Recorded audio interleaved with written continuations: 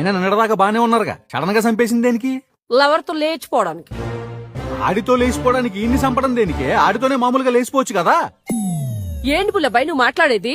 ఒక ఆడపిల్ల మంచి కుటుంబం నుంచి వచ్చిన పిల్ల, మంచి మర్యాద తెలిసిన పిల్ల, మూడు బ్రతుకుండగానే ప్రియుడితో లేచిపోయిందని ఒక మచ్చ తన మీద పడితే తట్టుకోగలదా? కనీసం పెళ్లికి ముందాన్ని ప్రేమిస్తున్నానని పేరెంట్స్ తో చెప్పుండొచ్చు కదా. ఎంత ఈజీగా చెప్పేసా పుల్లబాయ్. భయభక్తులు, కట్టుబాట్లు, పద్ధతి పాళ్ళ మధ్య పెరిగిన పిల్ల తల్లిదండ్రుల దగ్గర నిలబడి నేను ఒకటి ప్రేమిస్తున్నానని ఎలా చెప్పగలదు పుల్లబాయ్? కనీసం అని లేపేసే ముందు కూర్చోబెట్టి ఒక మాట చెప్తే మనసు ఒప్పుకోకపోయినా మనిషిని బతుకుంటే చాలనుకుని ఆడే దగ్గర ఉండే ఇద్దరికి పెళ్లి చేసేవాడు కదా. ఎన్ని యుగాలు గడిచినా, ఎన్ని తరాలు మారినా మా ఆడవాళ్ళ మనసు మీ మగ్గాళ్ళకి ఎప్పటికీ అర్థం కాదు.